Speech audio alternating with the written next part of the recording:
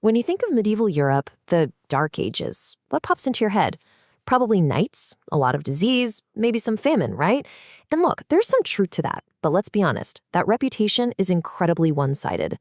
Today, we're going to peel back the layers on one of the most misunderstood times in all of history and show you the chaos, the destruction, and, believe it or not, the total transformation of the 14th and 15th centuries. So let's kick things off by busting a classic myth, the idea that everyone just drank beer all day because the water would kill you. Now, people definitely loved their beer and ale. I mean, they were a fantastic source of calories, but they also had access to plenty of safe drinking water from wells and springs. It wasn't the constant pub crawl that we sometimes imagine. And what about those knights in shining armor? You know, the whole idea of chivalry, this noble code of conduct. It was a real thing, absolutely. But, and this is a huge but, by this point in time, it was seriously on the decline. A lot of these guys weren't noble heroes. They were basically hired mercenaries who figured out it was way more profitable to just loot and plunder everything in sight. The reality of war was a whole lot messier than the legends let on. Okay, so beyond the myths, the real story of the 14th and 15th centuries was shaped by what you can only call a perfect storm of crises. This wasn't just one bad thing happening. It was a whole series of overlapping disasters that would shake the very foundations of European society to its core. Just try to imagine living through this. First, you've got the Black Death, a pandemic on a scale we can barely fathom. While that's happening, the Hundred Years' War is kicking off, a conflict that would drag on for generations. At the same time, the Great Schism is literally splitting the Catholic Church in two. And to top it all off, the climate itself was turning against them, with something called the Little Ice Age bringing colder weather and causing harvests to fail. 50%. Just let that number sink in for a second. The latest research tells us the Black Death wiped out half of Europe's entire population. Think about that. Imagine losing half of every single person you know in just a few short years. The scale is it's almost impossible to wrap your head around. So what exactly was the Black Death? Well, it was a massive pandemic of bubonic plague caused by a nasty little bacterium called Yersinia pestis. It was carried by fleas that lived on rats. And in a really weird, tragic way, it was kind of a product of early globalization. As people started traveling more and more along trade routes connecting Asia and Europe, they accidentally brought these tiny, deadly passengers along for the ride. The Italian writer Giovanni Boccaccio actually lived through it, and his description is just chilling. He wrote, "Many died in the open street, others dying in their houses made it known by the stench of their rotting bodies." I mean, that was the constant, terrifying reality for millions of people.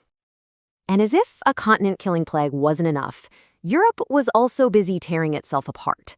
The so-called 100 Years' War between England and France actually went on for 116 years. That's not a typo. It was just generations of nonstop turmoil, with these incredible moments like the English victory at Agincourt or the legendary rise of Joan of Arc. This war just poured gasoline on the fire of an already devastated world. You know, it brings up this fascinating kind of chicken and egg question, right?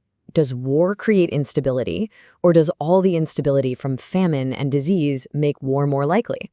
Well, the answer seems to be that it's a really vicious cycle. Each one of these crises just fueled the other, creating this terrifying spiral of destruction. So all these crises, they didn't just kill a lot of people. They completely shattered the structure of medieval society. The old world, the feudal system with its strict hierarchy of lords and serfs, just started to crumble under all this pressure.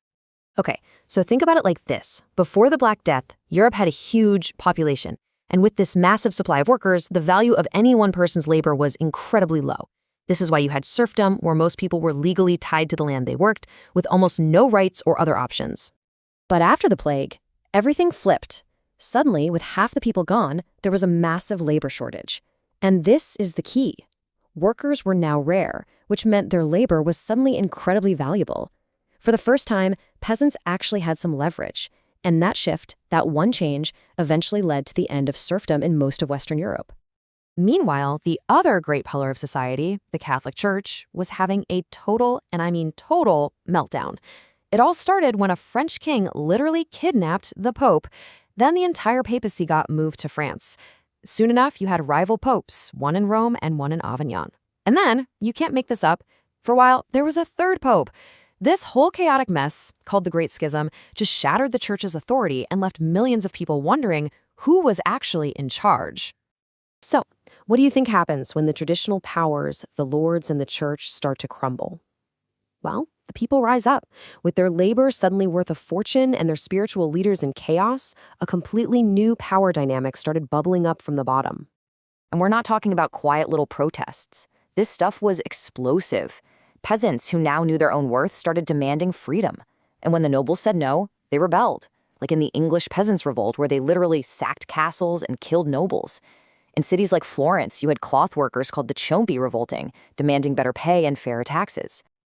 In fact, a rallying cry from those rebels in Florence just perfectly captures this new feeling. Long live the little people.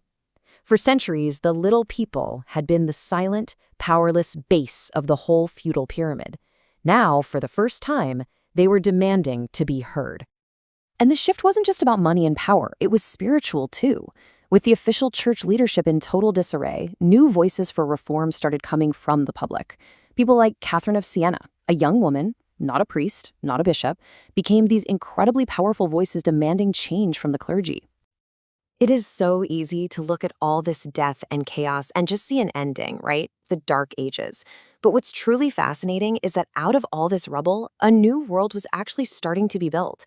This period of destruction was also somehow a period of incredible creation. Take the year 1453. Two huge world-changing things happened. The 100 Years' War finally sputtered to an end, and the Ottoman Empire captured the city of Constantinople. That was it. That was the final, definitive end of the Roman Empire, an institution that had lasted for over 2,000 years. The medieval world was officially over, and a whole new global power dynamic was being born. But here's the most surprising part of all. Right in the middle of all the death and instability, a rebirth was already happening. Artists and thinkers were creating the very first masterpieces of the Renaissance. The amazing dome on Florence's cathedral was literally being built while war and plague were still raging. The new world wasn't waiting for the old one to die. It was growing right up through the cracks. So that leaves us with a final, pretty big thought. The story of the late Middle Ages is one of unbelievable suffering and loss, for sure. But it's also the story of how old structures sometimes have to completely fall apart to make way for something new. And it really makes you wonder, doesn't it? Can a new world ever be born without the old one first falling apart?